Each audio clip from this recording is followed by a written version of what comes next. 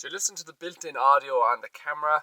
Normally when I'm filming, I have the two of these fellas plugged in. They take a few seconds to power up, but when they do, you clip them on. Make sure that that green bar is hopping up and down, and then plug it in. And just like that, we have some fairly decent sounding audio. My biggest issue with this setup is that one of these things usually dies after 2 or 3 hours. And then we're back to built-in camera audio, which people complain about. I'm gonna try something a little bit different. I'm up at a place called Barker Photographic where I get most of my gear for making these videos, and I'm going to see if I can get a better solution for this audio. I feel like whinging about audio quality is like a canon event most YouTube channels go through at some point. So this is just my turn, and here we are. So you might notice a small drop in audio quality, but as far as I'm concerned, this is way easier. You don't need to charge this fella up, you just plug it in and away you go. I always like to buy my camera gear in person from a local retailer. You know, boost the local economy.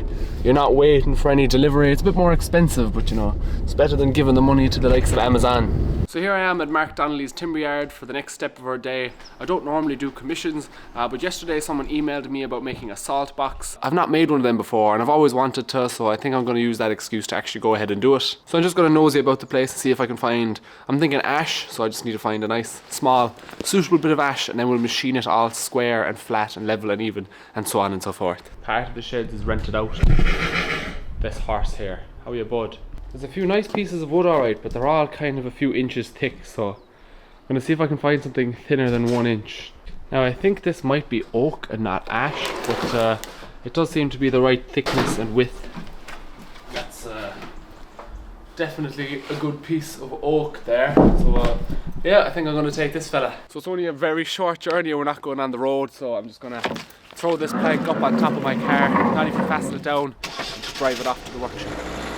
Mark's workshop is fairly handy. It has all of these beautiful vintage machines. Today I'm just going to be using the big old Wadkin joiner thicknesser to dimension this big plank of oak, just so I can bring it back to my own workshop and use some hand tools to make it into the lovely little salt box. This plank is probably a bit longer than it needs be. It's also got this big awkward knot here. It always feels wrong cutting a piece of timber this length, but if there's anywhere to do it, it's here. Ta-da!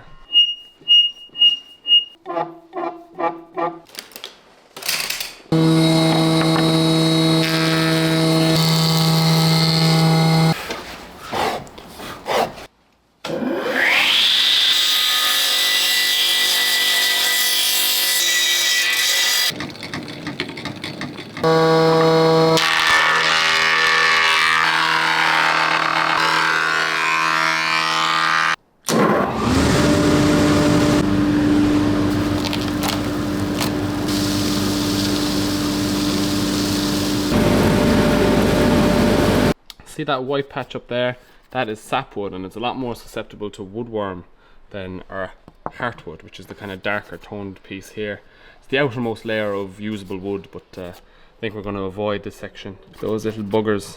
This section here was riddled with them. I didn't even bother using it. Wouldn't have been worth my while. This should be plenty oak to build our salt box. I'm going to head back to my own workshop now, but before I do, I'm going to visit MD O'Shea's, see if I can find some hinges for this guy. That was a lie. I'm actually going to visit a place called Cloro Joinery to see if they'll sell me any offcuts, because I've also been commissioned to make a dovetail jewellery box for a Christmas present.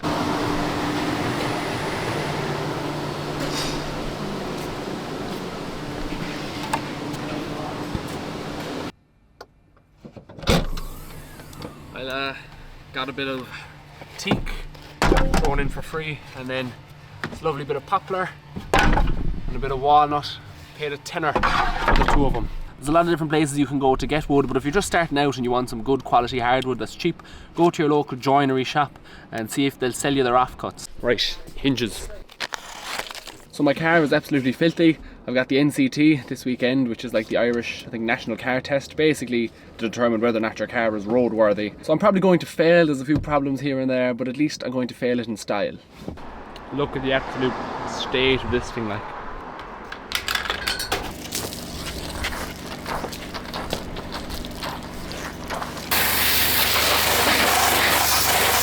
So I'll do the inside tomorrow, test is on Saturday. Found this cute little plant growing here by the window. I think I'm going to leave him alone. Who knows what he'll grow into. It'll be lunchtime by the time I get back to the workshop, so I'll join the lads in the kitchen, see how they're getting on. Normally your man comes in, you're on Paddy, he's in there 6:30. Well, it opens, yeah. But he doesn't come in until 7 now, I don't think. So there's been a few upgrades here at the workshop since you last saw. The main one being these latches here. We're still deciding on the paint colour, but we reckon red's the job. This is the new table I'm after making for the workshop. Now the worst thing that can happen to a woodwork project that you're making for yourself is it becomes usable before it becomes finished. I still need to finish sanding and oiling this table, but you can see I'm already using it to house microphones, fancy planes and books. The same thing happened to my travelling tool chest here. Originally I had planned on painting it black, I even bought the paint, but became usable before it was finished, so yeah, it went around the country this summer with me before I got the smaller box. That's this fella here. A lot easier to move by myself. This here is the tabletop for a new workbench I'm working on. We've got the lighting in front of it, and it was made by pretty much gluing a load of 4x4 red deal posts together. Gonna install this vise I took from the workbench I was using in my parents' garage. And then this bench is going to be where I'm doing most of my filming for long form tutorials and stuff like this on YouTube. I'm looking forward to it. So this fella's probably the main project in the works at the moment. For now though, we're going to work on our salt box. This fella here is one of my favourite books of all time. It's Irish Country Furniture and Furnishing 1700 to 2000 by Claudia Kinmouth. It's a wonderful book all about exactly what it says on the cover. Highly recommend. But today we're interested in salt boxes. There we go. So now I'm going to do my research. Salt was a precious commodity among the poorer classes as it formed a vital part of the most meagre diet and was important for preserving food.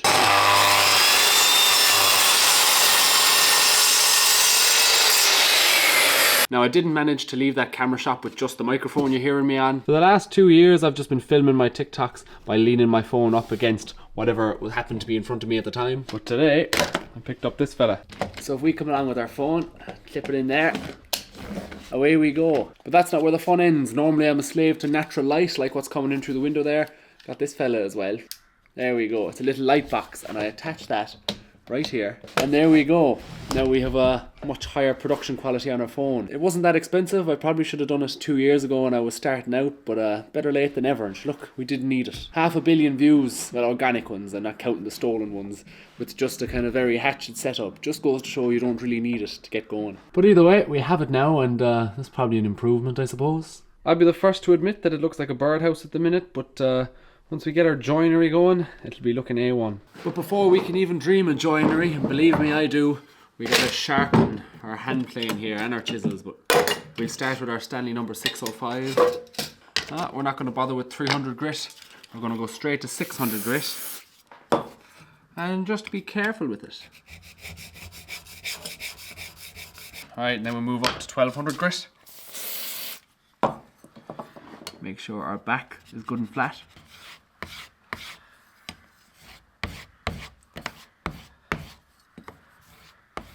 And of course the sharpening doesn't stop until we're bringing ourselves up to a hair shaving sharpness. There you go, nice pretty bald patch for me now. Right, now we're going to test out our sharpness just by planing the face of this here piece of oak that we're using for our box.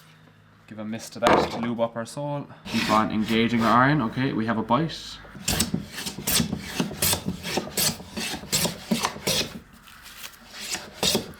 And there we go, that is a surface that is as smooth as glass and far smoother than I'd ever get it with, let's say, sandpaper.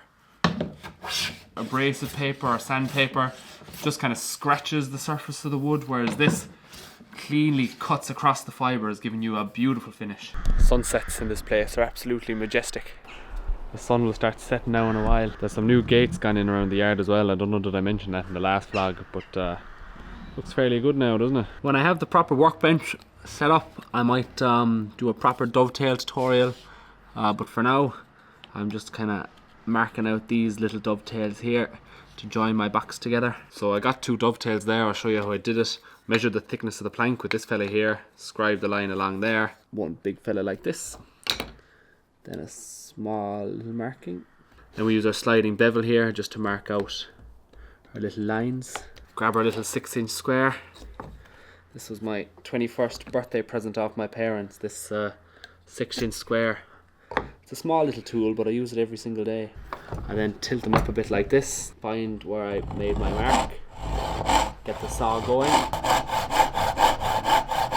and stop cutting once I hit the line.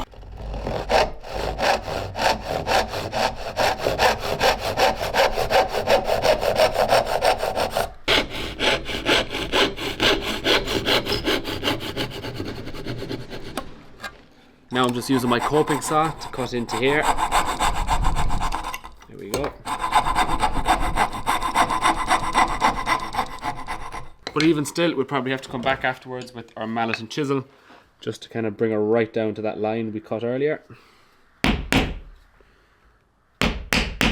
Next up, we need to cut our pins, so I'm just going to line this fella up here like this and just scribe them with my knife here. Now I'm just going to create a quick X over the parts that need to be removed, just so I don't end up cutting out the pins. Back to Mr. 16 square. Marking done, it's back to the saw. Back to the coping saw. And once again, we use our chisel to do our final bit. Here they say wood glue and paint make me the joiner I ain't, but it's a pretty good fit. Alright, let's just give it a slight bit of encouragement. Now oak is fairly prone to splitting, so we do want to be careful. So there we go, there's a small little mistake I made there, but we'll fix that with some shim and some wood glue in a minute. I'm pretty happy with that. Now it's time to do the other one. You know, maybe me and the coping saw, you know, maybe me and you aren't so different after all. There we go, that's our design done. So here it is so far. We cut just some finger butt joints or whatever you want to call these back here. There's no fancy dovetails like we have on the front. I also have the base for it, which is right here. So yeah, I'm going to attach that with either nails or screws, but I think so far so good. I'm installing the little hinges I got onto our box lid here. Alright, so now it's time to glue everything together. Now we're just going to clamp this thing together and leave it for tomorrow. Or maybe we're just going to cry instead. So wood isn't very strong along the length of its grain. That's why this kind of finger joint was kind of a bit risky. Didn't work out for us. I'm going to park it for tonight. I think I'm going to do a live stream or maybe flatten out this table. But no, I think it's good to know when to stop. So it's just got 9 o'clock and I'm about to do a live stream. I'm here with this workbench that I was showing you earlier. It has just been freshly glue laminated together and there's still a big uneven surface. So in this live stream, I'm going to call it flat out. And this is more or less what I'm going to be doing for the entire duration of the live stream. Also check out this streaming setup. We've got the lighting, the tripod. Normally we're just leaning up against a wall. Another tripod, cup of tea, very essential. And of course then we've got our little sharpening station over here. So here we go, first live stream with this new setup. Need to take my thumbnail here, so I just take thumbnail there now. That's not a very good thumbnail. We'll go again. There we go now, that's a bit better.